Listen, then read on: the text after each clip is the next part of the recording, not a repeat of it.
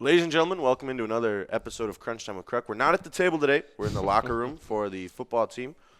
Before we get started, I heard you got something about the Masters, Max. Yes, I do, Krug. This past Sunday, Japanese golfer Hiniki Matsuyama won the 2021 Masters tournament. He won by one shot over American golfer Will Zalatoris.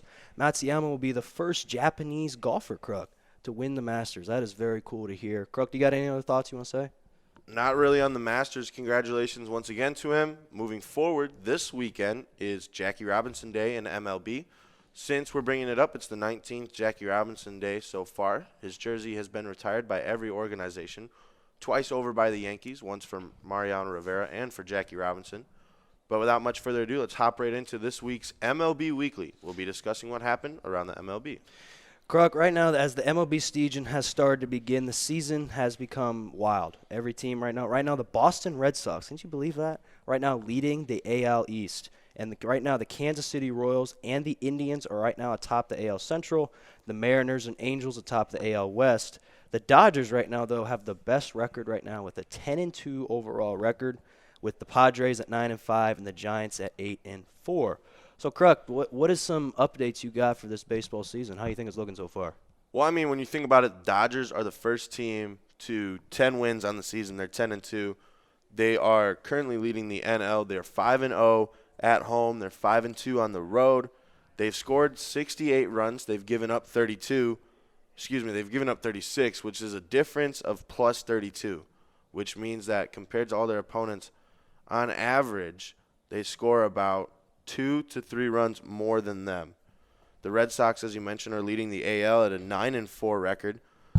It's kind of a weird thing, though. They're 3-3 at home, but they're 6-1 on the road. So they play better on the road. A huge change for them. If the last 2 years they've gutted the entire outfield.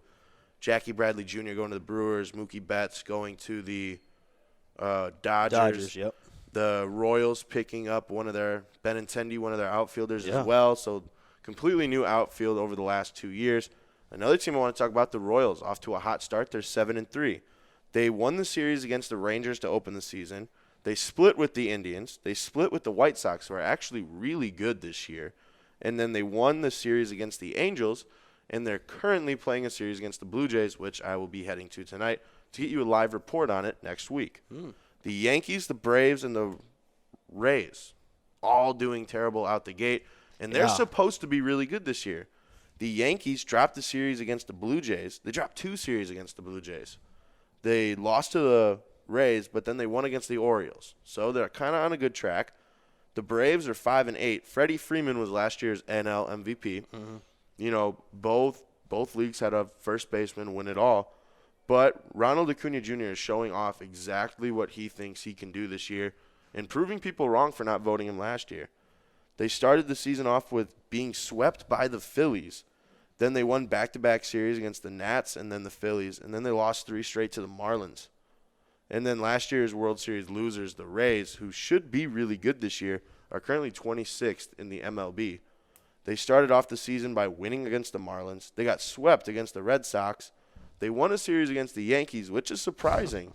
And then they dropped 3 straight against the Rangers. The only bright spot is Tyler Glass now. He struck out 29 batters, only walked 3, and he's got a win on the season.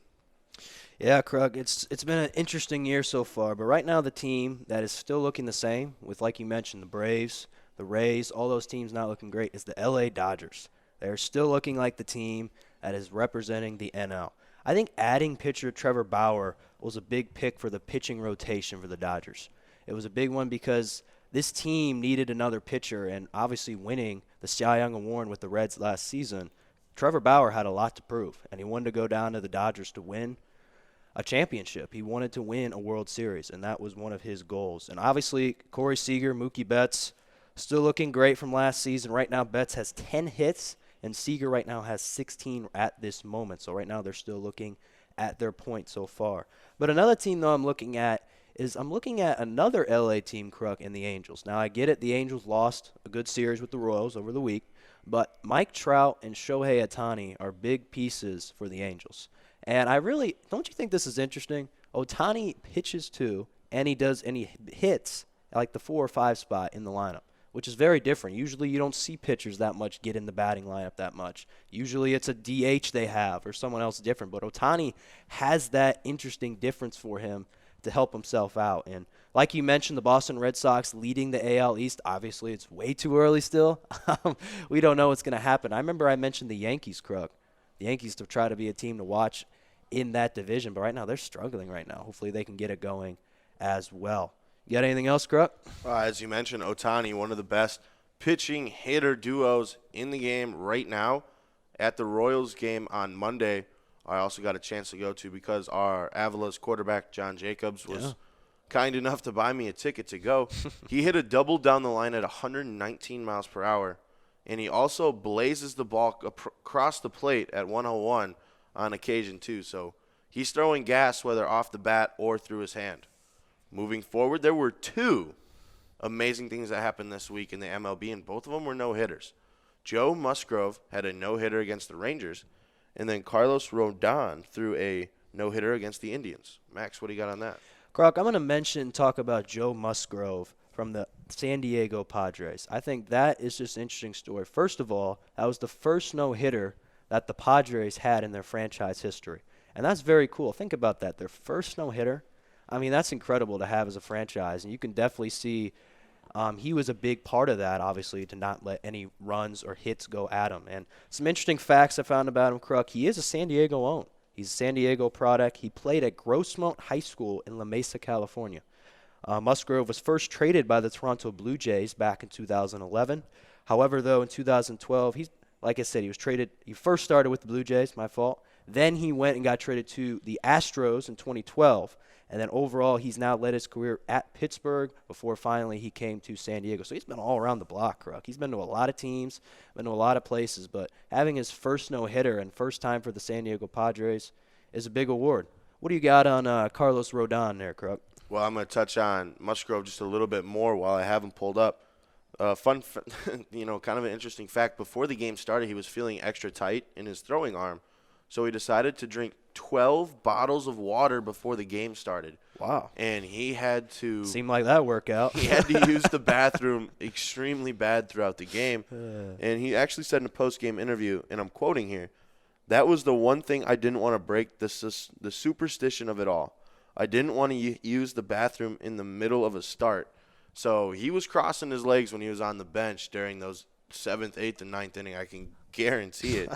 Fun fact also, Victor Caratini caught that no-hitter and then the previous no-hitter in the MLB before it. So before he got traded this year to the Padres, he was with the Chicago Cubs, and he caught the no-hitter that Alec Mills threw against the Brewers on September 15th of 2020. And it's the first time in MLB history a catcher has caught back-to-back no-hitters on different teams. But, yeah, you're right. As you mentioned, Carlos Rodon also threw a no-hitter against the Indians. The final score of that game was 8-0. Rodon had a perfect game with 9 1/3 innings pitched. He ended up hitting the toe of a batter, giving him a hit by pitch, but he had 2 strikes against him. So he was up against the wall, couldn't strike him out. He hit him with a pitch, and that broke up the perfect game. Got 2 more quick outs, and the rest is history. He had a no-hitter. And it's actually the second time that the White Sox have had a no-hitter on April 14th. The time previous to it was in 1917, and it was a no-hitter. And once again, he was 1 batter away from a perfect game. Seems like that day is a good day to have no-hitters for Chicago White Sox, isn't it, Kruk? Now, anyways, when you ever hear a no-hitter, Kruk, it's a great accomplishment, right? It's always great to have that. It's a pitcher's dream. They always want to enjoy having a no-hitter for themselves, and it's just always cool to see that, and hopefully maybe we'll have a record for no-hitters. I mean, we've already got 2 so far. It's the beginning of the year, so maybe we'll have more coming up so far. I mean, yeah, you're absolutely right. Another key information you know about Rodon, the last couple of years have been crazy for him. In 2019, he had Tommy John surgery, which is almost a death sentence for most pitchers. Yep. And he actually returned in 2020. He only pitched 7 2/3 innings, and he had an 8.22 ERA, which is terrible for a starting pitcher. Yeah. He actually was basically cut from the team and just sat in free agency for a while. The market ended up going in his favor. The White Sox took him back. And as you can see, he threw a no-hitter. So I think the White Sox are going to rethink cutting him again. But when you compare the two of them, when you compare the two players against each other, they both faced 28 batters. Musgrove struck out 10. Rodon only struck out 7. They both had 10 ground balls that were fielded and thrown to first.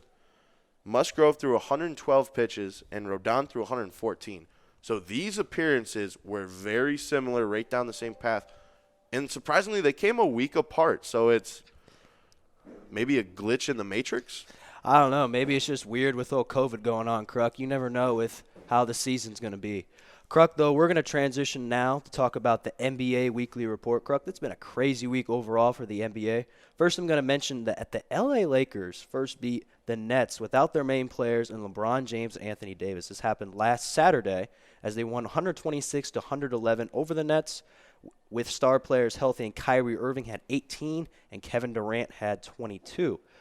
It's funny, the Lakers lineup consisted of this when they played the Nets, Kruck. They had Markieff Morris, Andre Drummond, Dennis Schroeder, Kentavious Caldwell-Pope, and Talen Horton-Tucker. And somehow they found a way to beat the Nets. That's just crazy for me. And then other big news, we had Luka Doncic had a game winner against the Memphis Grizzlies on Wednesday night. It was a leaning, lunging kind of shot, three-pointer as the time expired. Overall, though, Doncic has just done that his whole career, though. So you got any more cool highlights you want to tell you about the NBA, or what's your thoughts of NBA this week? Well, I mean, when you really think about it, the Dallas Mavericks have had just a great job when it comes to recruiting European players. They had Dirk Nowitzki, one of the best of all time, even in his position of power forward. He's up there with Tim Duncan, Kevin Garnett, other players of such caliber. But Luka Doncic is really proving that he knows what he's doing. He's really good. People are already comparing him to Dirk Nowitzki, not just because he's on the Mavericks, but because of the way that he can shoot the ball so cleanly and just so well. Thing I'd like to talk about, the Celtics are on a 5-game winning streak. Yes, the Celtics and the Lakers are usually two powerhouses in the NBA. Celtics are on their way back here. 5-game winning streak. They're in the 3rd seat in the East. Jaylen Brown scored 40 points against the Lakers in that win. Tatum scored 32 in the win against the Blazers. And then Tatum has become the youngest Celtic to drop 50 points, beating the great Larry Bird. So the Celtics are on a roll here. Obviously, it's going to be hard to beat the streak that the Showtime Lakers had way back when. The number's slipping my mind, but that was a very long streak. Yeah. Do you think the Celtics can do it? Well, I mean, the Celtics right now, like you said, they're on a five-game winning streak, but I think they just got to keep consistency, right, Kruck? You got to keep consistency as a team. Jaylen Brown, Jason Tatum, all those players got to keep it up for the Celtics. In the East, the East is still open to any teams. I mean, right now the Sixers are leading that league right now, and that's I mean, if they can keep competing and keep getting well, I mean, the Sixers, though, they got to be healthy. I think that's a big key. With Joel Embiid, Ben Simmons, that whole entire year, they can be healthy with now Doc Rivers being the head coach there in the Sixers. That's a big key for that thing. But I'm going to go to the West Coast Conference real quick, talk about the Phoenix Suns. I really like the Phoenix Suns and how this team is. We saw them in the bubble. They were undefeated when they were in the bubble, and now they have Devin Booker, and they have DeAndre Ayton, and then getting Chris Paul. That's another big key for the Suns. And I get it. Everyone's talking about the Lakers when LeBron, Anthony Davis are healthy and think that's going to be important. But I think the Suns can bring some competition. I mean, the Jazz, too, they're up there. They got Donovan Mitchell and they got Rudy Gobert. I mean, that's another big key. But I think the Suns are a team you might want to watch out for. Maybe they make it to the finals. Maybe they find and be competitive as well. Well, in a day and age where there really is no such thing as a true small market team, I think the Phoenix Suns, the Milwaukee Bucks, and maybe like the Sacramento Kings are the only 3 true small market teams where they really don't get enough talked about as how good they're doing. The Phoenix Suns are doing absolutely amazing. Chris Paul is the top 5 point guard of all time, hands down. Devin Booker, one of the best pure shooting guards in the game right now, aside from Klay Thompson when he's not hurt. DeAndre Ayton, he's an old school type center. Yeah. He can run the pick and roll to perfection. He can grab rebounds. He's a young version of more or less Andre Drummond. But as I mentioned, the Sacramento Kings, they're not going so far right now. They're in a slump. They've lost 9 straight games. Before starting the slump, though, they were 7-1 in their last 8 games. So they went 7 wins, and now they're going 9 straight losses. It's a tough game for them. The Clippers turned it around, though. They're on a 7-game winning streak. They're currently sitting 3rd in the Western, and they just edged out a win versus Detroit. They have Reggie Jackson on the team now. He used to play for the Detroit Pistons until they got rid of him or he left. True. And, yeah, he won the game winner. He shot the game winner against Detroit. So what a way to return back to Detroit. That game was crazy, though, because Kawhi, PG, Serge Ibaka, and Pat Beverly were all out. So the Lakers had a bunch of talent out. The Clippers had a bunch of talent out. Right now it looks like the dog days of summer for the NBA. Yeah, it's a crazy – who knows what the NBA is going to be like. Any team can try to win that division. But quick note here, Kruck, we're going to mention we had some news coming from the NBA as well with LaMarcus Aldridge. He's announced that he's retiring from the NBA. He played 15 total seasons in the NBA after he announced that he was experiencing irregular heartbeat. That is why he wanted to also focus on his health more and take care of his family. Just quick thoughts of what you think about that. I mean, LaMarcus Aldridge has really been a talented player throughout his career. When he was with the Blazers and as well as when he was with the Spurs. He came to the Nets. Didn't really play that long with the Nets. He was getting older, but you never want to see somebody go down when it's not, what they want to do. This irregular heartbeat, you never want to see a player go out not on their own terms. If he could play, you'd love to see him play more, but unfortunately he has to sit out for health reasons, and, sometimes that's okay. Yeah, and it's important that he's focusing on his health right now, you know what I mean? And what's funny is that he was scoring a lot of points with the Nets. He's obviously right now, when he announced this, he was with the Nets. He was scoring 12, 14 points a game for that organization. So, I mean, but again, he wanted to focus on himself. And like you said, he had great years with the Spurs and all those runs that they had with Greg Popovich and, Tony Parker and Tim Duncan and that whole organization. And that was just very cool to see, Krupp. And since we're talking about retiring, Julian Edelman, one of the lifetime great Patriot wide receivers, has called it quits after he could not pass a physical for the Patriots organization. Some say he didn't pass the physical, so he's retiring. End of the line, he is retiring. So we'd like to wish him well. We're going to talk about his career real quick. What do you got on him, Max? Yeah, Kruck, I was obviously shocked a little bit that Edelman was retiring. And I always remember the perseverance and the will that Edelman has had throughout his whole career. Can you believe he's played quarterback first at Kent State University before he got drafted to New England.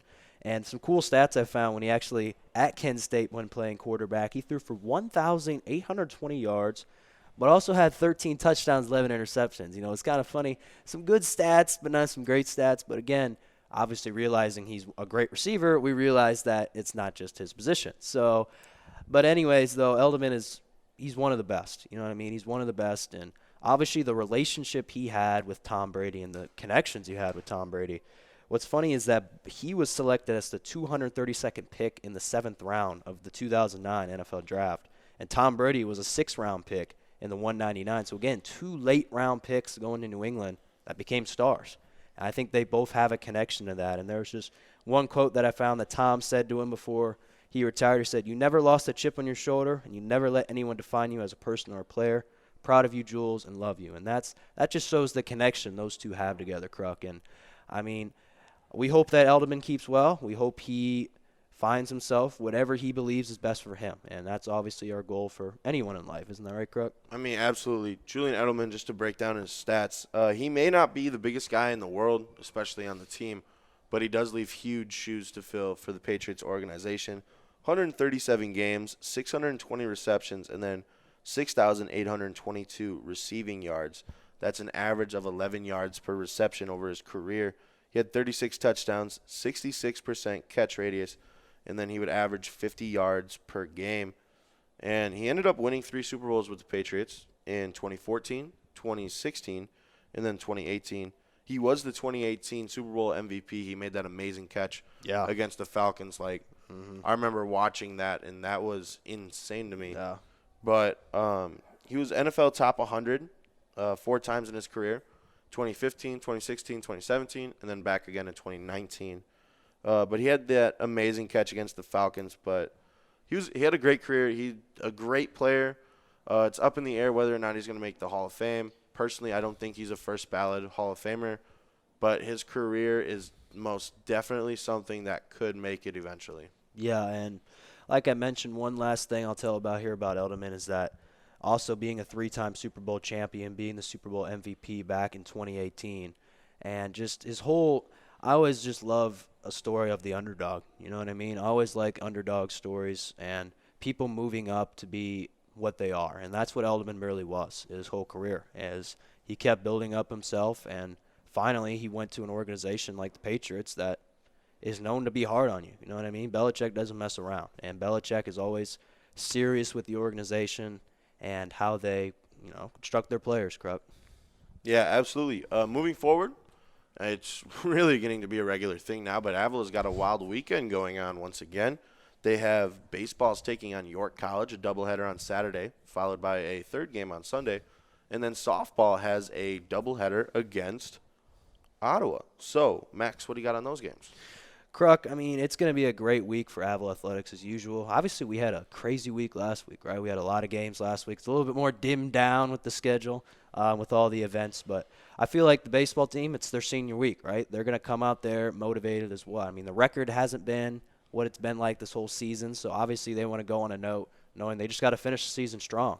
And Jared Fry and that whole team needs to come out there and just get big hits, do what they can and do what's asked of them. And same for the softball team, right? They're playing the 25th ranked Ottawa University, which is they're in the rankings for the NAI. So it's going to be a challenge, right? It's going to be a challenge for the whole team, and they got to just stick together. Mia Marino, Chelsea Kurtz, that whole team needs to be out there and just do what they're asked, like I said, with baseball. You know what I mean? Just get the hits, make some big plays in the field, and obviously the pitching staff's got to be well. Absolutely. Just breaking it down for you at home, Avila baseball is batting .246. They're slugging .403, and that's through 32 games. They have 230 hits, 30 home runs, then 140 RBIs. So kind of low for late in the season, but not terrible stats. York is batting .244. They're slugging .359, which is surprising you're slugging so low. But they've played 36 games. They've got 254 hits, 19 home runs, which is extremely low. Yeah. And then 153 RBIs. So key takeaway here, Avila has to start the game hot, and they have to be able to keep their pitcher in cold water and runners off the base paths. With softball, Avila is batting .282, which is remarkably well for a team. They've got a slugging percentage of .418, and they've played 31 games. They have 237 hits, 20 home runs, and 148 RBIs. So both softball and baseball for Avila have been absolutely destroying the ball and putting it over the fence. Ottawa is batting .352, which is just an outstanding mark as a team. They're slugging over .500, which is also amazing, and that's through 34 games, so they've definitely been battle-tested. They've got 322 hits, 11 home runs, kind of low again, and then 197 RBIs, which is also a little low for having such a good batting average and so many hits. But their home runs and RBIs are low, so they get them on. They just can't always get them around. Key takeaway there, Morgan Senevi. Is she going to play? Is she not? She has been battling injuries. The word says she's back, but we'll find out later. While we got this time, though, dance team went to nationals last weekend, and they did pretty good. They ended up getting second place, so I've heard. Second place to a D1 team, so congratulations to them. They scored the highest and won in the hip-hop routine, which got to love that. And then, as we mentioned last week, football, the selection. Avila ended up not making the selection.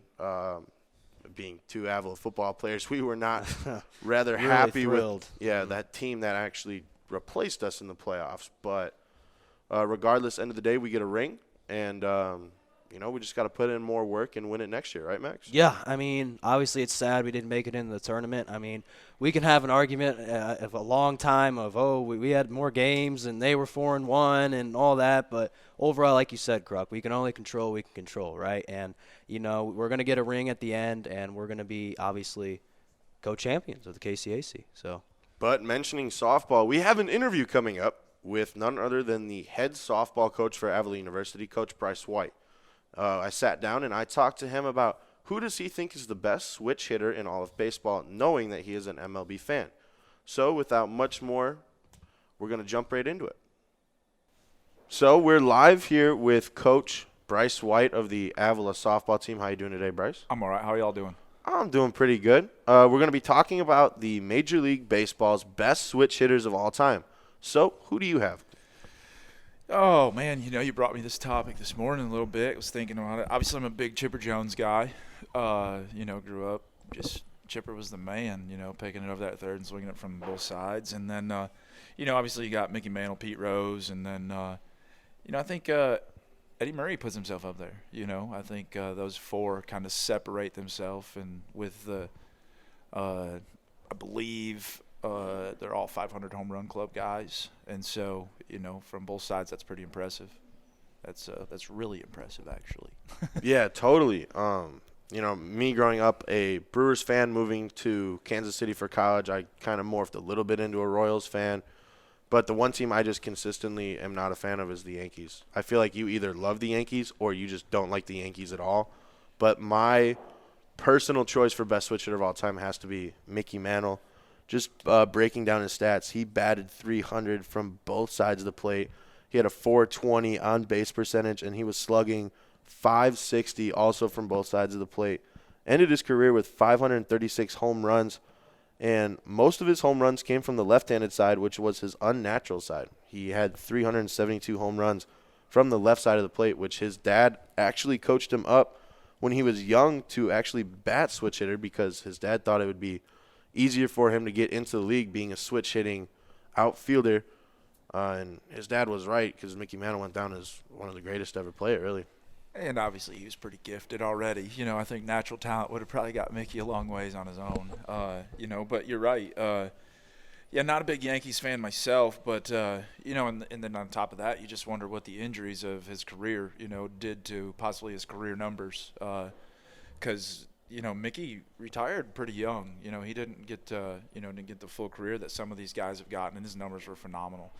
Obviously, the game's, now with specialty pitchers and stuff like that out of the pen, which has changed a little bit with the relievers having to see three batters. But that was there. You didn't see much of that then. Was the specialty guys, and so I think obviously Mickey and Pete Rose, they kind of separate themselves, and then I think you got Murphy and Chipper there, and then looking down on my list here, there's a couple guys that kind of had really good quiet careers. Another Yankee that Bernie Williams. Bernie Williams won a couple rings and had a great career. Carlos Beltran. I mean, the dude at one point was one of the most feared hitters from both sides of the plate. You think about what he did.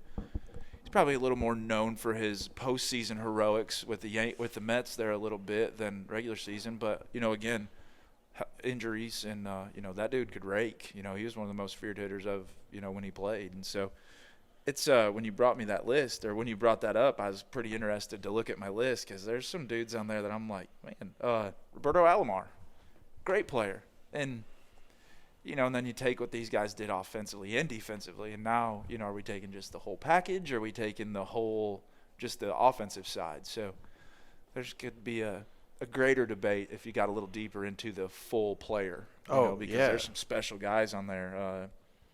Ozzie Smith, talked about him a little bit ago in the office. He'd be hard not to put up there swinging it from both sides and defensively. So, what do we kind of – depends on what you're going for a little bit here when you talk about your top. Obviously, Mickey was a freak defensively as well. I mean, absolutely. Another guy who I did a lot of research on trying to, convince myself he was one of the best. I ended up not going with him. But Tim Raines, when he played for the Montreal Expos, that man was a leadoff batter. And he actually went 6 consecutive years batting over .380 from both sides of the plate and slugging over .385. Being a leadoff man, his job was to get on base. And when he got on, he would steal. He's actually 5th most all-time for steals, and it's right around the 800 range. And he was only thrown out about 150 times.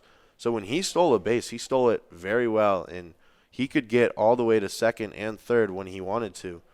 But you touched on it also. Roberto Alomar, he was one of my backup picks as well. He was a 300 hitter throughout the majority of his career, and his defense was outstanding as well. Chipper Jones's defense and Mickey Mantle's defense were all outstanding. And one of the switch hitters that you mentioned real quick, but I just want to go deep dive on, was Pete Rose, the infamous Pete Rose. You know, everybody's going to know him if they know baseball for his gambling. But people really forget about how good of a batter he was. He was a natural right-handed batter, but he got the majority of his hits left-handed just because there's not that many left-handed pitchers. So to be able to switch sides of the plate as a, grown-up, because he didn't start switch hitting until college. So, to be able to switch that late in your career and prove to be that great of an MLB player, that's just an outstanding feat. NBA, he's not there, but the dude's a Hall of Famer. You're right. I mean, obviously Pete was a phenomenal hitter. What he did was just in that era of the game was just phenomenal. And I think you move it into today's game a little bit. Who's your guy right now that's the best switch hitter in the game? My favorite switch hitter in the game's got to be Francisco Lindor. As much as I'm not a fan of the Indians or from Cleveland. Well, he's a Met now. But he went to the Mets, so I mean. Dude got paid. I like him a little bit more now, but it'd be between him and then, kind of a snake in the grass, Alberto Mondesi with the Royals. He's got speed, and he can hit from both sides of the plate pretty well. Yeah, I think Lindor, obviously right now, especially with what he's seeing from the bullpen side, 95 plus every time, whether it's righty or lefty. Nobody. I was watching a game the other day, and somebody ran out 3 relievers that were all 97 plus, and I'm like, 2 of them from the left side, and I'm like, good day. So the game's changed so much in that aspect, and so I think, if you look back in 10 years on have this same conversation, I think you might bump him a little bit higher just with the specialty stuff that he's seeing from, they're trying to find his weakness, and the dude just produces. I mean, you're absolutely right. And so, we've thrown out a lot of great names. Obviously it's not up to us to pick your favorite switch hitter of all time. We encourage you to look them up because there's a lot of great ones out there. And feel free to tell us in the comments which one you think is your favorite.